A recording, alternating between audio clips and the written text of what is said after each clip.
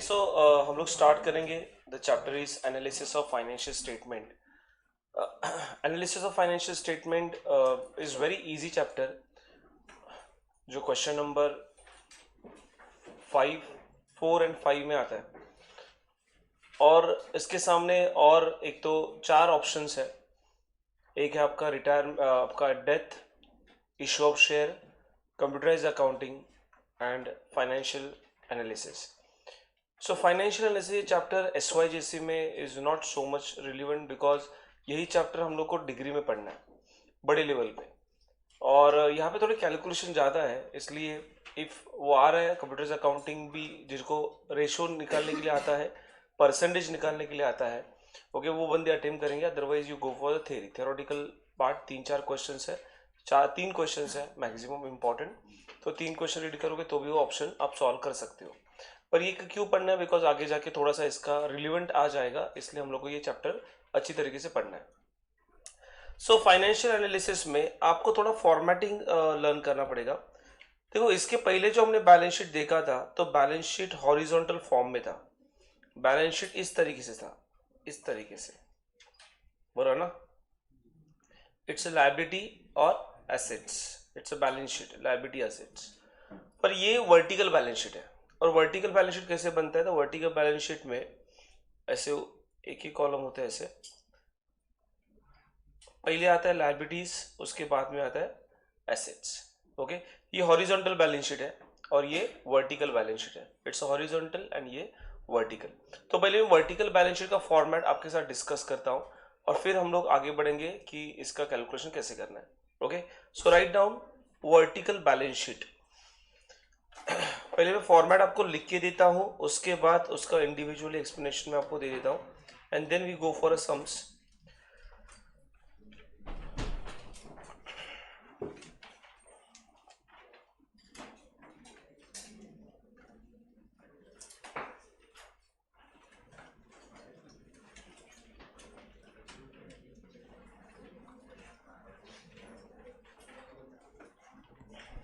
So write down balance sheet as on number 1,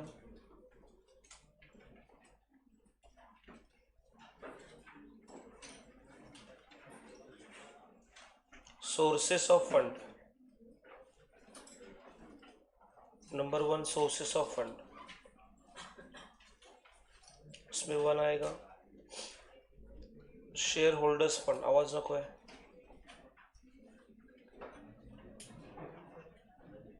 share holders fund. फिर next is a share capital.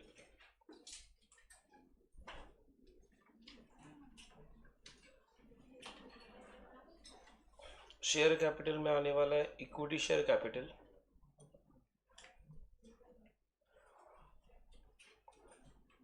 And preference share capital. Equity share capital and preference share capital.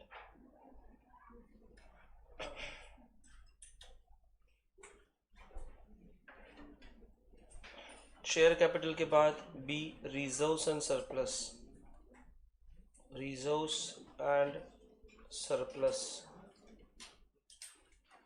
So reserves and surplus में बहुत सारे items है। It's general reserve, reserve fund, capital reserve,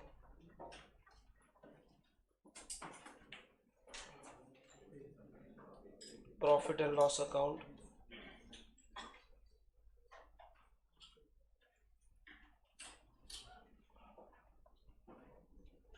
securities premium, etcetera.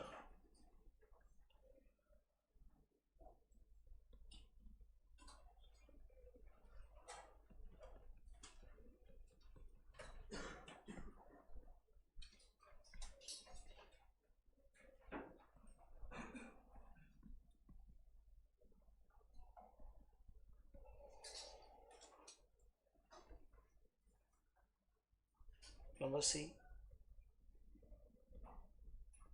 fictitious assets. So fictitious assets में share issue expenses,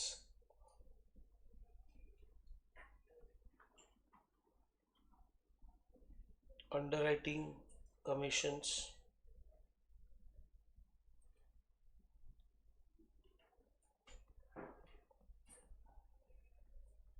discount on issue of share.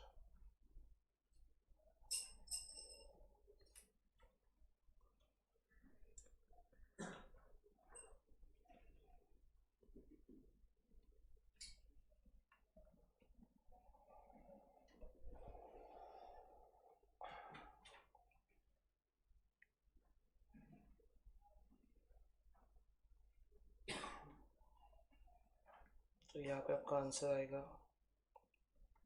Share holders fund.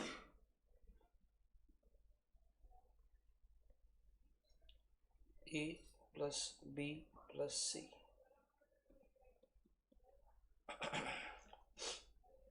A plus B plus C.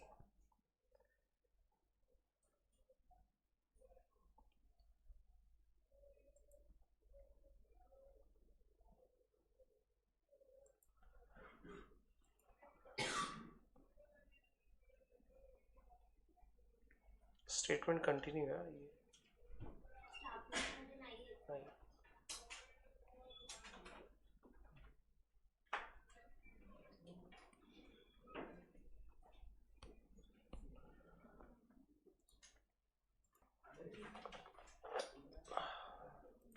Okay, so point number shareholders fund is done.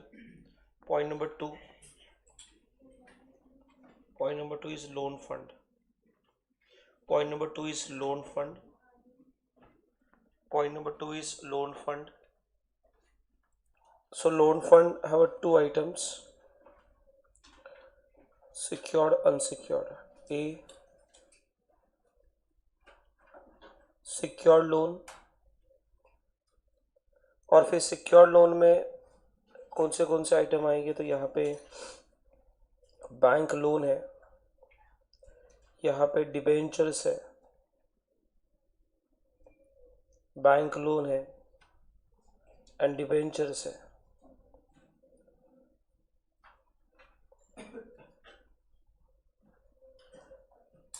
Next B unsecured loan. Unsecured loan में public deposit है, public deposit है and loan from directors है, loan from directors है। So public deposit and loan from director, इसको हमने जोड़ा तो आपको मिलेगा loan fund.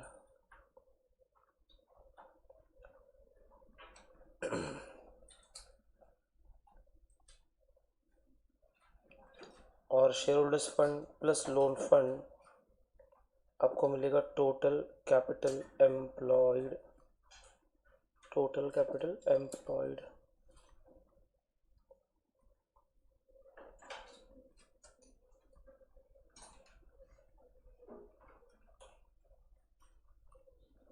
Total capital employed.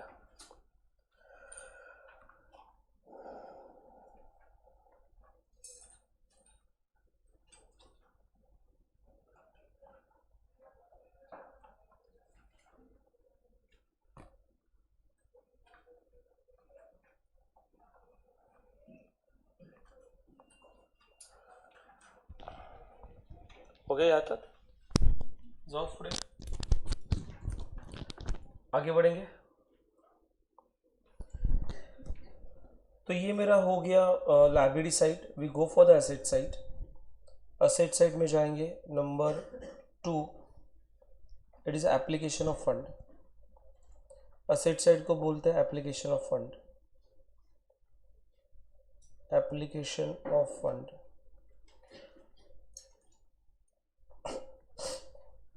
Number 1 fixed assets. Number 1 fix asset, इसमें टेंजिबल इंटेंजिबल दोनों भी आएगा। सो टेंजिबल में land and building, plant and machinery,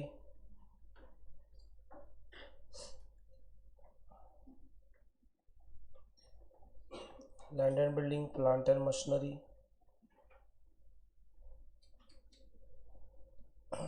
motor car,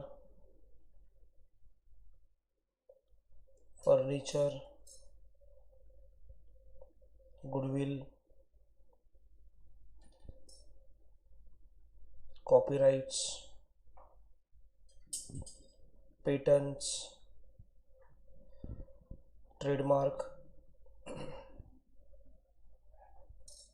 So these are the item of fixed asset, tangible plus intangible.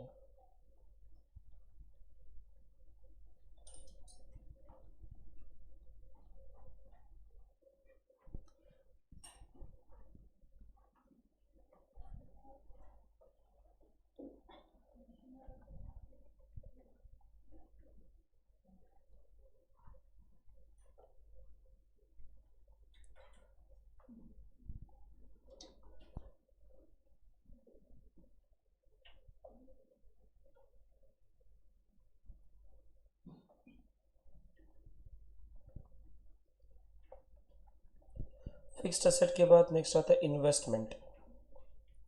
Fixed asset के बाद है investments. Investment directly बाहर आएगा. Third will be working capital.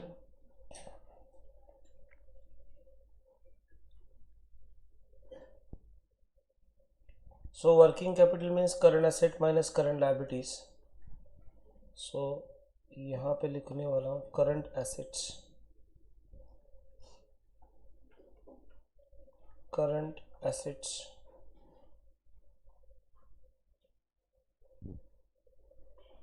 current assets. So current asset include a quick assets,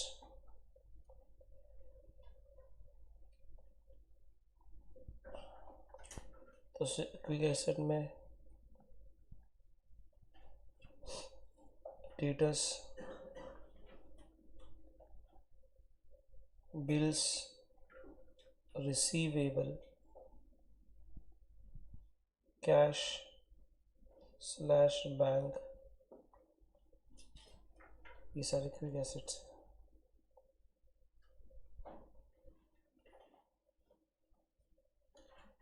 B non quick assets, non quick assets. So non-quick asset include stock, prepaid, advance expenses.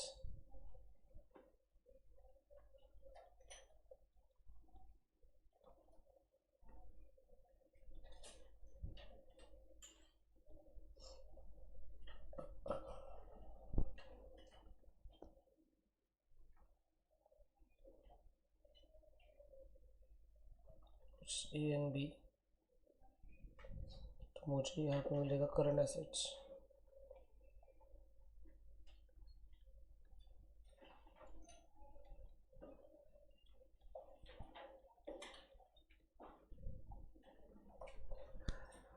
यहाँ तक हो गया लिख के? हाँ,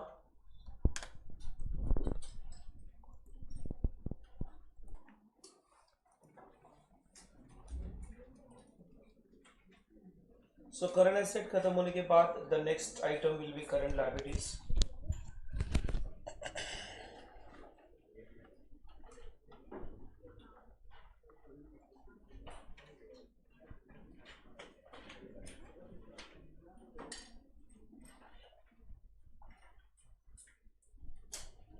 So current liabilities include quick liabilities.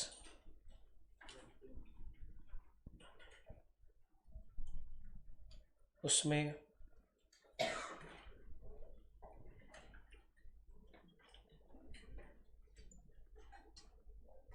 creditors,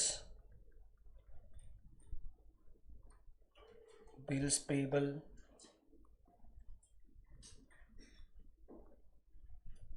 outstanding expenses,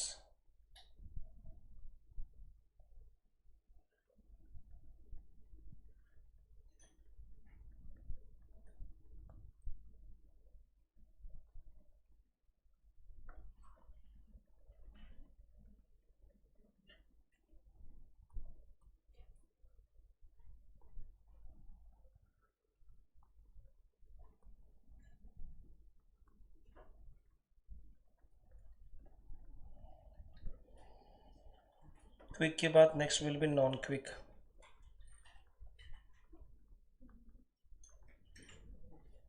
non quick assets, sorry liabilities, non quick liabilities. आवाज होगा boys. इसमें एक आएगा बैंक ओवरड्राफ्ट, एक ही है.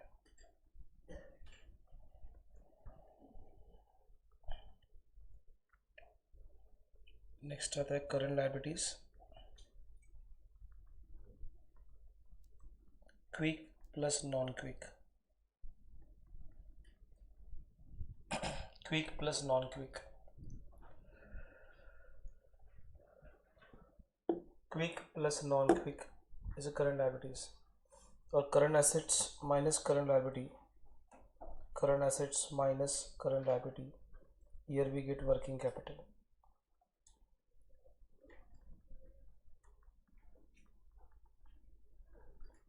CA minus CL, CA minus CL the current liability.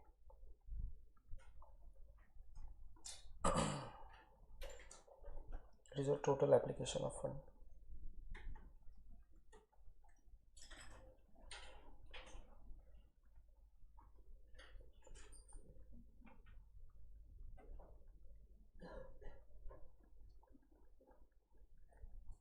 Total application of fund, total application of fund,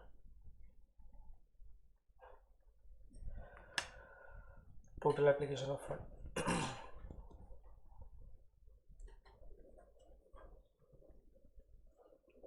चल हो गया फॉर्मेट. थोड़ा अंडरस्टैंड करते हैं कॉन्सेप्ट को and then we go for a sums. याद रखना, पहले हमारा टारगेट होगा कि इस फॉर्मेट को याद रखना. तो ऑब्वियसली जैसे बैलेंस शीट में दो साइड्स होते हैं, लायबिलिटी साइड, असेट साइड. तो यहाँ पे भी वर्टिकल बैलेंस शीट में दो साइड्स है, लायबिलिटी साइड, असेट साइड. जो पहली साइड्स है, पहला जो साइड है उसको हम लोग कहते हैं सोर्स ऑफ फंड. क्या कहते हैं बेटा? जोर से बोल, क्या कहते हैं? Source of fund. Source of fund का मतलब क्या है कि जब भी आप देखो, अभी तक हमने जो अकाउंटिंग देखा is up to the partnership. Okay, अभी जो हम लोग देख रहे हैं वो कॉर्पोरेट अकाउंटिंग देख रहे हैं. ओके, जो कंपनी अकाउंटिंग, राइट. तो कंपनी में एक पार्टनरशिप में जो कैपिटल होता है वो पार्टनर्स कैपिटल होता है, और कॉर्पोरेट में कंपनीज में जो कैपिटल होता है वहां पे होता है शेयर कैपिटल, राइट. तो यहाँ पे समझो पब्लिक लिमिटेड कंपनी है, पब्लिक ओरिएंटेड कंपनी है, तो उसमें पब्लिक इन्वेस्ट करता है, राइट. तो यहाँ पे कैपिटल दो टाइप के कैपिटल्स है, आप देखोगे तो ऑब्जर्व करोगे, share capital and preferential capital, right. So source of fund बराबर से याद रखना, भले ही चैप्टर आप ऑप्शनल में कर रहे हो पर इसके ऊपर के ऑब्जेक्टिव एग्जाम में आते हैं. ओके, इसमें एक दो ऑब्जेक्टिव आपको मिलेंगे क्वेश्चन नंबर 1 में, इसलिए बराबर से देखना. ओके, कोई मीनिंग समझ में नहीं आता तो ऑब्जेक्टिव आप कर नहीं पाते. याद देखना. तो सोर्स ऑफ फंड का मतलब क्या है? सोर्स का मतलब है कि कहां से मैं फंड बिजनेस में ला सकता हूं. तो दो तरह के सोर्स होते हैं, एक होता है इंटरनल सोर्स और दूसरा होता है एक्सटर्नल सोर्स. क्या होता है? जोर से, क्या? एक तो स्वतःचा पैसा और दूसरे पैसा. सिंपल, खुद का पैसा नहीं तो दूसरे का पैसा लेके हम लोग बिजनेस करते हैं. अभी खुद का पैसा इंटरनल सोर्स को हम लोग कहते हैं ओनर्स फंड. क्या कहते हैं? म्हणजे माझ्या बिझनेस मध्ये मी इन्व्हेस्ट केलं, ओनर्स फंड. मेरे बिजनेस ने बैंक ने इन्वेस्ट किया, आउटसाइडर्स फंड. अरे क्लियर? इंटरनल एक्सटर्नल, यहाँ पे ध्यान देना, इंटरनल एक्सटर्नल. क्लियर? सो पहला जो फंड है सोर्स ऑफ फंड में, उसमें लिखा है शेयर होल्डर फंड. कौन सा? Share holder fund is internal, loan fund external, दोनों साइड में लायबिलिटी में. कौन से? Share holders fund, loan fund. काय? Share holder fund, share holders fund का दूसरा नाम है ओनर्स फंड। क्या? कभी कभी एग्जाम में आता है। Share holders fund also known as dash owners fund. अरे क्लियर? तो शेयर होल्डर्स फंड का दूसरा नाम क्या बेटा? ओनर्स फंड उसका नाम है। ओके, अब ये शेयर होल्डर फंड बनता कैसे? तो शेयर होल्डर्स फंड 3 आइटम से बनता है, share capital, reserves and surplus and fictitious assets. तो शेयर कैपिटल का मतलब क्या है कि यहाँ पे each and every business have a capital. Okay, सारे बिजनेस में कैपिटल होता ही होता है। ओके, तो यहाँ पे 2 टाइप के कैपिटल है, इक्विटी और प्रेफरेंस। कौन से?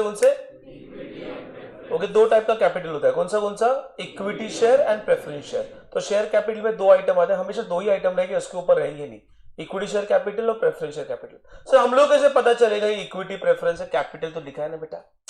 हेलो, आपको शेयर कैपिटल बोलने के बाद 2 ही कैपिटल है, इक्विटी एंड प्रेफरेंस। एग्जाम में लिख के आएगा equity share capital, preference share capital, तो समझ लेना ये क्या है? Share capital. क्लियर? उसके बाद सेकंड नंबर क्या बेटा? Reserves and surplus. क्या?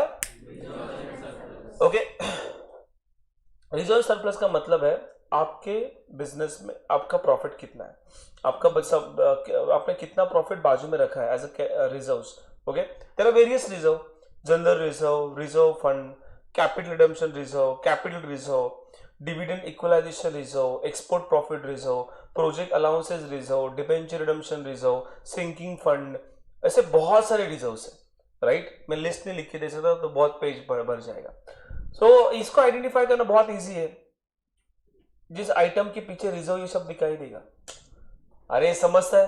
ठीक है, general reserve, reserve fund, capital reserve. Okay, 2 item ऐसे है जहां पे रिजर्व वर्ड लिखा नहीं जाता, एक है प्रॉफिट एंड लॉस अकाउंट। अरे क्लियर? एंड दूसरा कौन सा है? सिक्योरिटी प्रीमियम, तेरे शेयर प्रीमियम म्हणतो अपन। राइट, तो ये सिक्योरिटी प्रीमियम और पीएनएल को याद रखना, बाकी के आइटम के पीछे क्या आएगा? रिजर्व आ जाएगा। अरे क्लियर? रिजर्व मतलब क्या? प्रॉफिट के साइड, जो प्रॉफिट ओनर ने कमाया है उसमें से जो प्रॉफिट बाजू में रखा फ्यूचर लॉसेस के लिए, फ्यूचर एक्सपेंशन के लिए, उसको हम लोग क्या कहते हैं बेटा? रिजर्व कहते हैं। अरे क्लियर? तो मुझे बताओ, पहला आइटम शेयर होल्डर्स फंड में कौन सा है?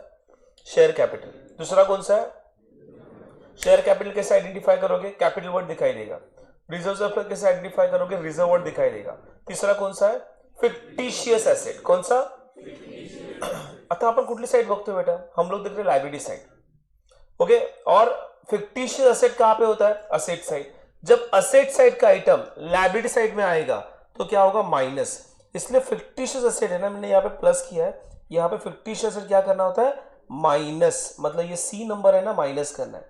मतलब this is A, B and C ऐसे है, तो A plus B minus C. Fictitious asset minus होता है क्योंकि असेट साइड का आइटम है। सो फिक्टिशियस एसेट मतलब क्या सर? फिक्टिशियस एसेट मतलब वो एक्सपेंस है पर बैलेंस शीट के असेट साइड में दिखाई दे रहा है। एक्सपेंस है, बैलेंस शीट के असेट साइड में दिखाई दे रहा है, तो this expense is called as a fictitious asset. इसकी डेफिनेशन बहुत बड़ी है, पर अभी इस लेवल तक इतना ही हम लोग जानेंगे कि जो एक्सपेंसेस बैलेंस शीट के असेट साइड में दिखते हैं, एक्सपेंस साइड में दिखना चाहिए, बराबर ना, पीएनएल में दिखना चाहिए, पर दिख रहा कहां पे? बैलेंस शीट के असेट साइड में। तो this asset is called as fictitious one, is not real. Fictitious asset का मतलब क्या होता है? It's not a real asset. Okay, तो का कुठले आयटम आहे सर? 3 आहेत. कुठले? Share issue expenses, underwriting commission, discount on issue of debentures. इथे अजून होऊ शकतात. Discount on issue of debenture, उसके बाद प्रिलिमिनरी एक्सपेंसेस, मिसलेनियस एक्सपेंडिचर. समझा? So this all are the fictitious asset. Expense याद रखना, बैलेंस शीट की असेट साइड में एक्सपेंस दिखा तो समझ लेने का कौन सा एसेट है? फिक्टिशियस एसेट से. तो मुझे बताओ शेयर होल्डर फंड कैसे बनता है बेटा? 3 आइटम से बनता है. शेयर होल्डर फंड 3 आइटम से बनता है. कौन सा? Share capital, reserves and surplus minus fictitious asset. जोर से बोल. क्या? Share capital plus reserves and surplus minus, again जोर से बोल, share capital plus reserves and surplus minus क्या बनेगा? Share holders fund. क्या बनेगा? कितने आइटम है शेयर होल्डर्स फंड में? 3. कौन से? Share capital, reserves and surplus minus fictitious है. सर हम लोग आइडेंटिफाई कैसे करेंगे शेयर कैपिटल? सर 2 ही आइटम है. कौन से? Equity share capital, preference share capital. Reserves and surplus कैसे आइडेंटिफाई करेंगे? अरे सर वर्ड रिजर्व दिखेगा हम लोग को, और 2 आइटम मैंने याद रखने के लिए बोला. कौन सा? Profit and loss account and security premium. तीसरा कौन सा आइटम है? Fictitious asset. वो कैसे आइडेंटिफाई करेंगे? बैलेंस शीट के असेट साइड में एक्सपेंस दिखेगा. Share issue expenses, underwriting commission, commission है ना बेटा, एक्सपेंस है, अंडरराइटिंग कमीशन, उसके बाद डिस्काउंट, ये एक्सपेंस है, discount on issue of share. अरे क्लियर, समझ में आ रहा है? ओके, तो पॉइंट नंबर 1 खत्म। क्या? Share holders fund. Point number 2, it's loan fund. Point number 2 क्या है? लोन फंड मतलब कर्जा, आपने कर्जा लिया बिजनेस के लिए, लोन लिया। तो लोन फंड दो है उसमें, एक है सिक्योर्ड और दूसरा कौन सा है? अनसिक्योर्ड। सिक्योर्ड लोन क्या होता है? सिक्योर्ड लोन का मतलब है कि हमने कर्जा लिया पर उसके सामने कुछ ना कुछ तो प्रॉपर्टी मॉर्गेज रखा। जैसे गोल्ड लोन होता है, हम लोग गोल्ड लोन लेते हैं, उसके सामने गोल्ड रखते हैं। कार लोन होता है, लोन लेते हैं उसके सामने कार मॉर्गेज होता है। होम लोन होता है, ये सुनो, हम लोग प्रॉपर्टी के सामने लोन लेते हैं, प्रॉपर्टी का पेपर बैंक के पास होता है। अरे गेट माय पॉइंट? तो ये जो लोन है उसको लोन कहते हैं सिक्योर्ड लोन। क्या कहते हैं बेटा? जिसके सामने कुछ ना कुछ तो प्रॉपर्टी आपको मॉर्गेज रखना पड़ेगा, देन बैंक उसके सामने लोन देगी, उसको सिक्योर्ड लोन। दूसरा होता है अनसिक्योर्ड लोन, जिसके सामने कोई भी प्रॉपर्टी मॉर्गेज नहीं है। ओके, मतलब हमने कर्जा लिया है पर उसके सामने कोई भी सिक्योरिटी रखा नहीं है, उसको हम लोग क्या कहते हैं? Unsecured loan. अरे क्लियर? तो there are 2 types of loan, 2 type के लोन है। कौन सा? Secured and unsecured. कौन सा? जोर से बोल, कौन सा? अनसिक्योर्ड में क्या क्या था? 2 ने। कौन सा? Public deposit and loan from director. और सिक्योर लोन में 2 ने। कौन सा? Bank loan and debentures. अरे clear? So bank loan and debentures secured, और public deposit and loan from director unsecured. Okay, और उस तरीके से share holders fund, owners fund and loan fund दोनों को मिला के जो बिजनेस में हम लोग इन्वेस्ट करते हैं उसको बोलते हैं कैपिटल एम्प्लॉयड। एम्प्लॉयड मतलब काम कर रहा है, आपका कैपिटल बिजनेस में लग गया। अरे clear? Capital employed. So capital employed is called as share holders fund plus loan fund. कभी कभी एग्जाम में आ सकता है capital fund is equal to share holders fund plus dash loan fund. अरे clear? So capital employed is equal to share holder fund plus loan fund, and loan fund include secured and unsecured, and share holder fund include क्या क्या आता है? Share capital, reserves and surplus minus fictitious asset. अरे समझ में आया? Liability side खत्म। मतलब लायबिलिटी साइड में देखा जाए तो 2 आइटम्स है मेजर। पहला हेडिंग कौन सा है? Share holders fund. दूसरा हेडिंग कौन सा है? Loan fund. कौन सा? Share holders fund, loan fund. Share holder fund मध्ये किती हेडिंग आहे? 3. कुठले? Share capital, reserves and surplus, fictitious asset. अरे क्लियर? और लोन फंड में 2 आइटम है। कौन से? Secured loan, unsecured loan. अंदर के आइटम का टेंशन मत लो, हेडिंग पहले याद रखो। ओके, आइटम तो बैलेंस शीट में दिया जाएगा, आइडेंटिफाई करके लिखना है, हेडिंग याद रखना है। अरे समझा? सीक्वेंस को याद रखना। बाकी अंदर के आइटम मैं आपको सिखाता हूँ कैसे करना है, वो टेक्निक है, वो इजीली हो जाएगा। मतलब सर इसके अंदर क्या क्या आएगा, कैसे एग्जाम में पता चलेगा, वो डोंट वरी। पर आपको ये पता होना चाहिए कि सोर्स ऑफ फंड, फिर share holders fund, share capital, reserves and surplus, fictitious asset, loan fund, secure loan, unsecure loan, total capital employed. अरे समझ आएगा? जो मैंने ग्रीन में लिखा है ना वो आपके दिमाग में रहना चाहिए, उसके अंदर वाला जो मेन हेडिंग है। अंदर के आइटम का टेंशन मत लेना, अंदर का आइटम आराम से आप कर सकते हो, वो तो प्रॉब्लम में दिया जाएगा ना। जैसे ट्रायल बैलेंस होता है तो आप आइटम याद रखते हो, आप याद रखते हो ट्रेडिंग में क्या जाएगा, पीएनएल में क्या जाएगा, बैलेंस शीट में क्या जाएगा, आपके आइटम याद करके नहीं जाते, समझा? ओके, तो यहाँ पे फॉर्मेट को याद रखना। अंदर के आइटम जो ब्लैक इंक पे लिखा है वो आपको याद रखने की जरूरत नहीं है, पर मेजरली जो हेडिंग्स है ना वो भूलना मत। क्लियर? तो उसकी टेक्निक है क्लासिफिकेशन की, वो पढ़ाऊंगा मैं। ओके, पहले हे फक्त हेडिंग लक्षात ठेवा। ओके, तो लाइब्रेरी में कितने हेडिंग है? पहला हेडिंग का नाम क्या? बड़ी हेडिंग का नाम सोर्सेस ऑफ फंड। क्या बेटा? जोर से बोल। ओके, उसमें पहला हेडिंग कौन सा है? Share holders fund. कौन सा? Share holders fund. Share holders fund में कितनी हेडिंग है? 3। कौन से? Share capital, reserves and surplus, fictitious asset. Again क्या? Share capital, reserves and surplus, fictitious again क्या? Share capital, reserves and surplus, fictitious asset. And loan fund में 2 heading है। कौन से? Secured loan, unsecured loan. अरे क्लियर? अनसिक्योर्ड लोन को याद रखना, कौन सा? Public deposit and loan from directors. Is it clear? तो ये हमारा लायबिलिटी साइड खत्म हो गया। सोर्स मतलब कहां से अपने फंड लाया, एंड देन ये फंड हमने अब कहां पे अप्लाइड किया। Source and applied, sources of fund, application of fund. पैसा लाया तो कहां पे डाला पैसा, it's called as application. Clear? So application of fund में पहला हेडिंग कौन सा है? ये बहुत फेमस है, त्याच्यात प्रेमात असतो आपण, मतलब इसका सारे आइटम हम लोग को याद होता है। Land, plant, furniture, motor car, motor vehicle, long term होता है, यस और नो? उसके बाद goodwill, copyright, patent, trademark, intangible assets, ये तो याद रह सकता है। हेलो, ये कौन से एसेट्स है? फिक्स्ड एसेट्स, जो परमानेंट आपके साथ रहने वाले, जब तक आप बिजनेस करोगे तब तक ही आपके साथ रहने वाले, it's a fixed asset. Second होता है हमारा इन्वेस्टमेंट। क्या बेटा? This investment is long term investment. कौन सी इन्वेस्टमेंट? 3 साल, 4 साल, 5 साल, 10 साल, 20 साल के लिए हमने इन्वेस्ट किया रहेगा, long term investment is investment. So application of fund में एक तो आपने एसेट को खरीदा, नहीं तो आपने पैसा इन्वेस्ट किया। एक तो आपने फिक्स एसेट को खरीदा, नहीं तो क्या किया? इन्वेस्ट किया। Fix asset and investment. Third item होता है हमारा वर्किंग कैपिटल। क्या होता है बेटा? जोर से बोल, क्या होता है? ओके, यही आपका गेम चेंजर है, ये वाला। और इसके ऊपर एग्जाम में फॉर्मूले आते हैं, इसके ऊपर शॉर्ट क्वेश्चन पूछ सकते हैं, कैलकुलेट द फॉलोइंग में। कभी कभी एबीडी टेस्ट में भी आ सकता है, पॉसिबिलिटी है, राइट? कि आप कैलकुलेट द फॉलोइंग एग्जाम में आ गया तो उसके ऊपर भी आ सकता है। सर वर्किंग कैपिटल कैसे बना? वर्किंग कैपिटल का मतलब है बिजनेस करते समय जो लगता है कैपिटल, उसको हम लोग कहते हैं वर्किंग कैपिटल। वर्किंग कैपिटल मतलब बिजनेस चलाने के लिए, बिजनेस एक्सपांड करने के लिए लगता है, वो फिक्स कैपिटल होता है। बिजनेस चलाने के लिए जो लगता है वो बिजनेस रन करने के लिए लगता है वो वर्किंग कैपिटल। बिजनेस एक्सपांशन के लिए फिक्स कैपिटल। ये कौन सा कैपिटल है? ये देखा ना हमने, ओनर्स फंड, लोन फंड, ये कौन सा कैपिटल बेटा? फिक्स्ड कैपिटल है। और ये कौन सा कैपिटल है? वर्किंग कैपिटल है। सो वर्किंग कैपिटल कैसे कैलकुलेट करना है? Its current asset minus current liability. क्या बेटा? Current asset minus current liability. Current asset का मतलब क्या है? करंट एसेट मतलब बिजनेस करते करते जो एसेट क्रिएट होता है, उस एसेट को हम लोग करंट एसेट कहते हैं। बिजनेस करते करते जो एसेट क्रिएट होता है उसको हम लोग करंट एसेट कहते हैं। फॉर एग्जांपल सर, सी समझो बिजनेस कर रहा हूं, तो बिजनेस करते समय मुझे नोटबुक प्रिंट करना है। ओके, ये नोटबुक के लिए मैं बिजनेस कर रहा है क्या? नहीं। नोटबुक की मेरा बिजनेस, बेचना मेरा बिजनेस है क्या? नहीं। ओके, सिखाना ये मेरा बिजनेस है, कोचिंग ये मेरा बिजनेस है। पर ये करते करते मैंने बोला कि ठीक है यार, स्टूडेंट को बुक्स लगता है, so we make it. Okay, पर ये इससे मुझे प्रॉफिट में बहुत प्रॉफिट नहीं होता। 48 रुपीज में बनता है, ये बेचता हूं 50 में, 2 रुपए का प्रॉफिट है।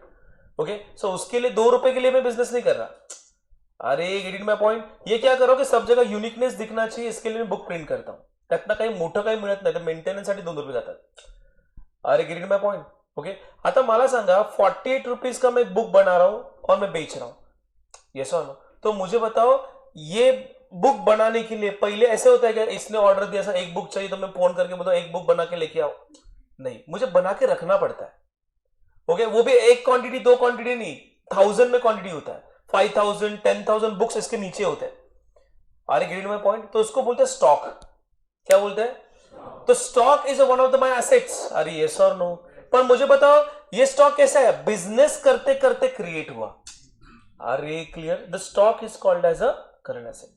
कोई स्टूडेंट है, तो स्टूडेंट बोलता है सर मैं आपको पैसा देता हूं, थोड़े दिन के बाद पैसा देता हूं, क्रेडिट के ऊपर बैठता है लेक्चर में, ऑन क्रेडिट। तो मुझे बताओ, तो वो पैसा देने वाला है। तो student is my customer and customer is my debtor. अरे यस और नो? अकाउंट्स को क्या बोलते हैं? उसको डेटर्स, जिसके पास से पैसा मिलने वाला है। तो जिसको मैंने माल उधार के ऊपर बेचा है तो वो मेरा कस्टमर है, वो मेरा डेटर है। तो debtor is called as a asset, पर is a current asset. Bill receivable, वो कस्टमर बोलते हैं सर एक काम करो ना, आप मेरे ऊपर बिल ड्रॉ करो, जब भी चाहिए आप बिल डिस्काउंट कर सकते हो, एंडोर्स कर सकते हो, यस और नो? तो bill receivable is one of the assets. मेरी कैश एसेट है, मेरा बैंक बैलेंस एसेट है। अरे क्लियर? अभी ये जो एसेट्स है वो बिजनेस से एसेट क्रिएट हुआ है। So this asset is called as a current assets. पर करंट एसेट 2 टाइप के होते हैं। करंट एसेट का मतलब होता है कि करंट एसेट 2 टाइप के, क्विक एंड नॉन क्विक। कौन से? क्विक एसेट का मतलब क्या? क्विक एसेट मतलब ऐसी एसेट जिसका कन्वर्जन कैश में इमीडिएटली होगा। करंट क्विक एसेट को कभी कभी कहा जाता है लिक्विड एसेट। क्या कहा जाता है? लिक्विड मतलब, लिक्विड का मतलब क्या है सर? लिक्विड है। लिक्विड का मतलब होता है अकाउंट्स में, लिक्विड का मतलब है जिसका conversion cash is liquid. Accounts में कैश को लिक्विड कहा जाता है, राइट? सो ऐसे एसेट जिसका कन्वर्जन इजीली कैश में हुए, ओके, ऐसा एसेट जिसका कैश में कन्वर्जन अपन इमीडिएट कर सकते हैं, उसको हम लोग कहते हैं quick asset. For example sir, debtor, debtor मतलब कौन, जिसके पास से पैसा मिल रहा है, उसको मैं फोर्स करके बोल सकता है ना, अरे मुझे अभी की अभी चाहिए, जरूरत है, कैसे भी कर, मुझे थोड़ा पैसा दे दे, अरे ये सर नो, तो डेटर का कन्वर्जन कैश में हो सकता है। उसके बाद बिल रिसीवेबल, जिसके ऊपर मैंने बिल ड्रॉ किया रहेगा, तो बिल रिसीवेबल लेके बैंक में डिस्काउंट कर सकता है।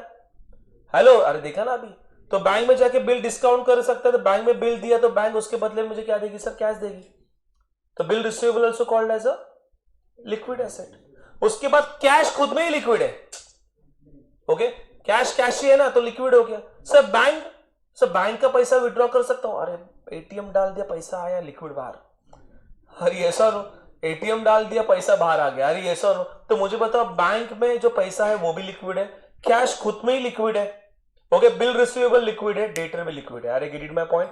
तो this are the quick assets, कौन से debtors, bill receivable, cash and bank. And non quick मतलब जिसका कन्वर्जन कैश में नहीं होता, इमीडिएटली कैश में नहीं होता, उसको हम लोग कहते हैं नॉन क्विक एसेट। तो कौन से नॉन क्विक एसेट्स है बेटा, तो स्टॉक एंड प्रीपेड एक्सपेंसेस। कौन सा stock and prepaid expenses. Stock, जो मैंने बोला ना कि मैंने इसमें 5000 बुक प्रिंट किया, इट्स माय स्टॉक।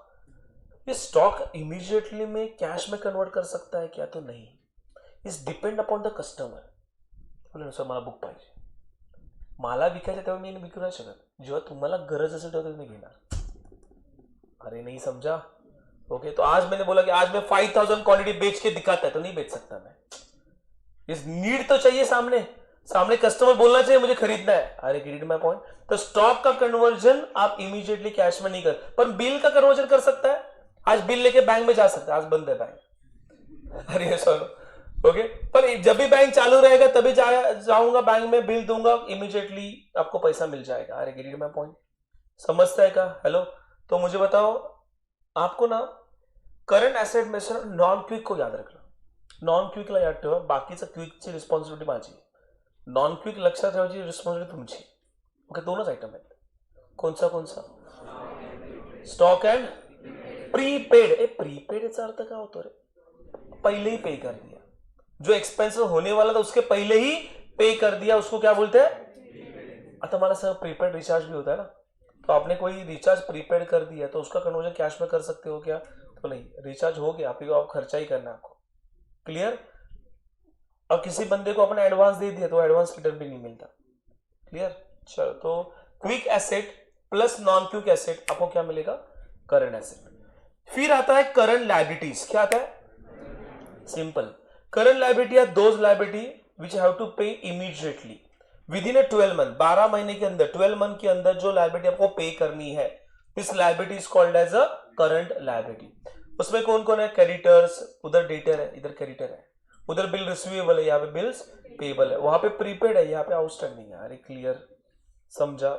और नॉन क्विक में क्या है, एक आइटम है, क्या आपको नॉन क्विक याद रखना है, क्या, bank overdraft. Non quick asset कौन सा, नॉन क्विक एसेट कौन सा,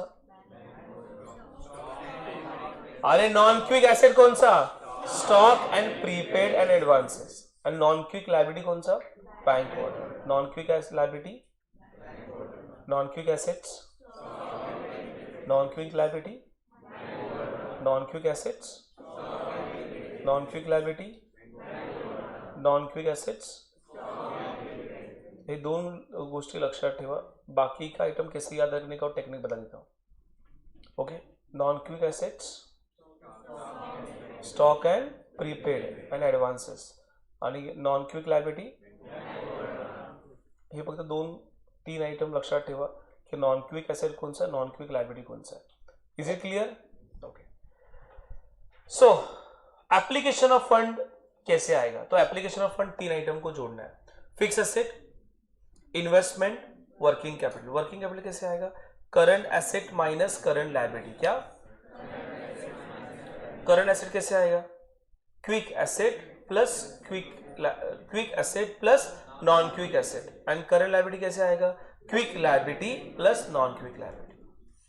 are is it clear, quick liability plus non quick liability. Is it clear guys? Format गया दिमाग में? ओके तो वापस एक बार स्टार्ट टू एंड बोलते हैं। पहला आइटम कौन सा? Main heading sources of fund. क्या बेटा? सोर्सेस ऑफ फंड में पहला आइटम कौन सा है? Share holders fund. कौन सा? कितने आइटम है शेयर होल्डर्स फंड में? कौन से? Share capital, reserves and surplus, fictitious asset. जोर से बोल। क्या? Share capital, reserves and surplus, fictitious asset. उसके बाद क्या आएगा? Loan fund. लोन फंड में कितने आइटम्स है? दो आइटम है। कौन से? Secured loan, unsecured loan. Clear? So loan fund clear. Share holders fund plus loan fund क्या आएगा? Capital employed. क्या आएगा? सेकेंड हेडिंग कौन सा? एसेट साइड का एप्लीकेशन ऑफ फंड। क्या? एप्लीकेशन फंड को आपने अप्लाइड किया। एप्लीकेशन ऑफ फंड में मेजर तीन आइटम है। कौन से? Fix asset, investment, working capital. क्या? Fix asset, investment, working capital. Working capital कैसे आएगा? Current asset minus current liability. Are a clear? और करंट एसेट कैसे आएगा sir? Quick asset plus non quick asset. Current liability कैसे आएगा? Quick liability plus non quick liability. Is it clear? Okay चलो इसको जरा हाइड कर लेता हूं। ओके आता कोणी बुक मध्ये बघणार नाहीये। ओके आप बाद में देखोगे। पहला आइटम कौन सा है बेटा? Sources of fund. Sources of fund में क्या क्या आएगा? Share holders fund. Sources of fund में क्या क्या है? दोन आइटम। कौन से? Share holders fund, loan fund. Share holders fund मध्ये कुठले कुठले आइटम येणार? Share capital and reserves and surplus, fictitious asset. Share capital plus reserves and surplus minus fictitious asset. Loan fund मध्ये किती आइटम्स आहेत? कौन से? Secured loan, unsecured loan. Okay so मैं बोलूंगा कि पहला share holders fund plus loan fund क्या मिलेगा आपको? Total capital employed. क्या बोला? कभी कभी सोर्स ऑफ फंड को क्या बोलते हैं? Total capital employed. Source of fund ही कैपिटल एम्प्लॉयड है। अरे क्लियर? उसके बाद एप्लीकेशन ऑफ फंड। तीन आइटम्स है मेजर। कौन से? Fix asset, investment, working capital. Fix asset, investment, working capital. Working capital मध्ये किती आइटम आहे? दोन। Current asset minus current liability. Current asset मध्ये दोन आहेत। Current liability. Is it clear? चला फटाफट गो थ्रू करा, then we go for sums. सो ये आपका ये बैलेंस शीट का फॉर्मेट हो गया। यहाँ पे मैं आपको balance sheet, horizontal balance sheet दिखा रहा हूं कि हॉरिजॉन्टल बैलेंस शीट में क्या होता है। देन ये होने के बाद we take a break of 5 to 10 minutes आणि त्याच्यानंतर आपण समला स्टार्ट करूया।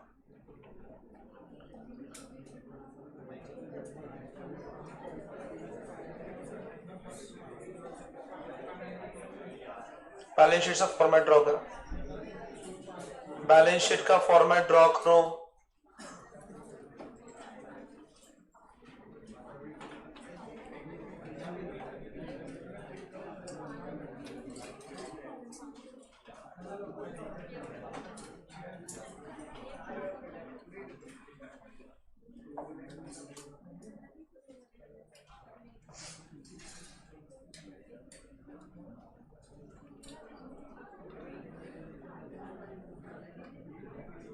आवाज नको आहे, पटापट लिहायला घ्या। Land and building, plant and machinery,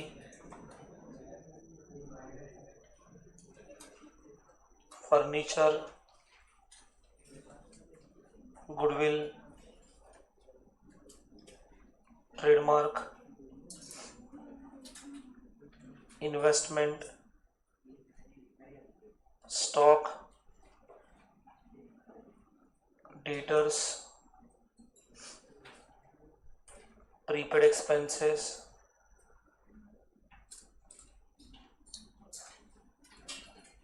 bill receivable, cash, bank,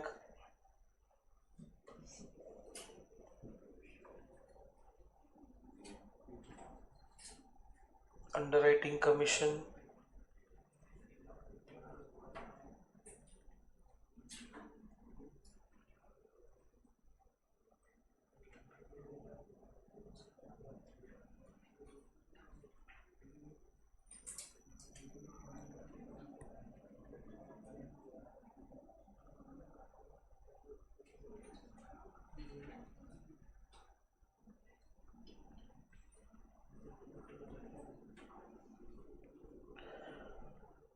equity share capital,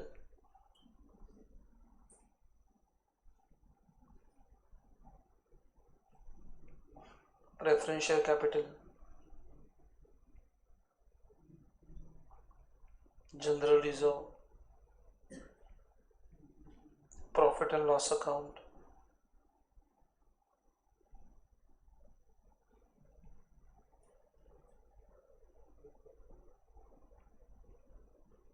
bank loan,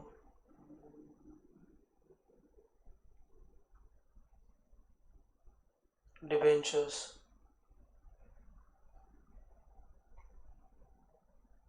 public deposit, creditors, bank overdraft, bills payable, outstanding expenses,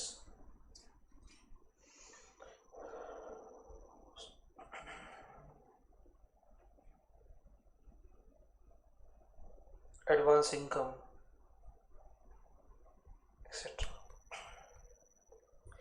अभी यहाँ पे देखना कोई लिखेगा नहीं, पूरा फोकस्ड यहाँ पे होना चाहिए। फिर ये लिखो and then take a break of 5 minutes. Okay, देखो यहाँ पे। सो यहाँ पे asset side and liability side है। इतना बड़ा क्वेश्चन तो एग्जाम में आएगा ही नहीं हमारे। गिन चुन के लायबिलिटी में 4 आइटम, गिन चुन के एसेट साइड में 4-5 item. Okay, it's very easy. और आएगा तो आएगा 90% बैलेंस शीट, 10% चांसेस है P&L के। ओके, देखो यहाँ पे मतलब सर फिक्स एसेट आइडेंटिफाई करने के लिए आपको आता है tangible intangible. Land and building क्या है बेटा? टेंजिबल। फिक्स एसेट बोला मला ते ब्रेकअप नको, tangible intangible. Land and building, plant and machinery, furniture, goodwill, trademark. ये फिक्स एसेट हम लोग देख के आइडेंटिफाई कर सकते हो। Land, plant, furniture, motor car, goodwill, copyright, patent, trademark, ये सब। इन्वेस्टमेंट बघा, एसेट साइड को याद रखना। एसेट साइड में 3 आइटम होते हैं। कौन सा बोला बोला? एक होता फिक्स एसेट, इन्वेस्टमेंट नहीं, करंट एसेट्स। एसेट साइड में क्या मिलेगा? Working capital is current asset minus current liability ना। इधर क्या रहेगा? Current asset. और क्या रहेगा? Very good, fictitious assets. और जाता है लायबिलिटी साइड में। इधर क्या होता है सर? Share capital. दूसरा रिजर्व्स एंड सरप्लस। तीसरा लोन फंड। चौथा करंट लायबिलिटी। ये आइटम यहां से मिलेंगे। अरे क्लियर? चल बोल। आता मला सांग, इन्वेस्टमेंट है राइट? आपको फिक्स एसेट आइडेंटिफाई करने के लिए आता है? वो तो इजी है। इन्वेस्टमेंट तो लिख के आएगा इन्वेस्टमेंट। ओके, आपने फिक्स एसेट और इन्वेस्टमेंट को आइडेंटिफाई कर लिया, बाकी बचा हुआ करंट। अरे समझ लगा, ये सब क्या है? करंट। और ये क्या हमारा? फिक्टिशियस। अरे समझ लो समझते का? ऐसा क्या एक्सपेंस है, बाकी बचाओ करंट एसेट। अभी करंट एसेट को तो मैंने याद रखा, करंट एसेट तो बैलेंस शीट फिगर मिल गया बेटा। फिक्टिशियस आने की चांसेस भी आपके एग्जाम में 12 लेवल में 1% है। अरे समझ, मी तर शिकवते, बुक में लिहिलंच नहीं है, गवर्नमेंट बुक में नहीं है, फिक्टिशियस का नाम भी नहीं लिखा है उन्होंने। मैं तो बता रहा हूं आपको, राइट? तो 1% चांस है, 99% नहीं आएगा फिक्टिशियस एसेट। तो फिक्स एसेट को आइडेंटिफाई करना इजी है, इन्वेस्टमेंट को आइडेंटिफाई करना इजी है, बाकी बचाव क्या रहेगा? आता त्याच्यामध्ये करंट एसेट में 2 आइटम है, quick non quick. Non quick लक्षात ठेवायला सांगितले मी तुम्हाला। काय काय होतं नॉन क्विक एसेट मध्ये? स्टॉक आणि प्रीपेड, बरोबर? बाकी काय असणार आहे? खत्म। अरे समजताय का? Is it clear? लायबिलिटी बघ, शेअर इक्विटी शेअर लिहून आलं, शेअर कॅपिटल, रिझर्व मध्ये P&L लक्षात ठेवायला सांगितलं तुम्हाला, बरोबर? बँक, आता बघा त्यात बघायला गेलं सिक्युअर्ड लोन, अनसिक्युअर्ड 4च आयटम आहे तिकडे। Bank loan, debenture, public deposit आणि लोन फ्रॉम डायरेक्टर्स, बरोबर? Bank loan, loan fund, actually इथे लिहिलं पाहिजे. Share capital reserves surplus loan fund आता अनसिक्युअर्ड लक्षात ठेवायला सांगले मला अनसिक्युअर्ड लोन आणि हे काय असणार secured loan secured and unsecured ये सिक्योर्ड लोन है ये भी सिक्योर्ड लोन अभी बचा हुआ क्या रहेगा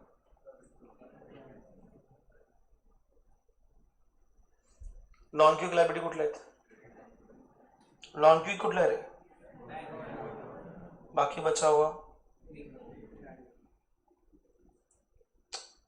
clear okay share capital identify कर सकते हो रिजर्व आइडेंटिफाई कर सकते हो लोन फंड में 4 ही आइटम है कौन सा bank loan debentures public deposit and loan from directors बाकी बचा हुआ क्या रहेगा बेटा करंट लायबिलिटी उसमें से नॉन क्विक लायबिलिटी एक ही आइटम है बैंक ओवरड्राफ्ट बाकी बचा हुआ quick is it clear okay तो इसको आपने आइडेंटिफाई कर लिया तो समझ लेना आपका 90% फॉर्मेटिंग खत्म हो गया कैलकुलेशन नहीं कैलकुलेशन एक स्किल है हेलो क्लियर समझ में आ रहा है ओके तो ये क्वेश्चन करना उसके बाद हम लोग वर्टिकल बैलेंस शीट कैसे बनाते हैं उसका क्वेश्चन देखने वाले राइट ये कॉपी करना लिखना and then take a break okay फिर नेक्स्ट लेक्चर में हम लोग उसका प्रैक्टिकल पार्ट देखेंगे नेक्स्ट अभी के लेक्चर में चलो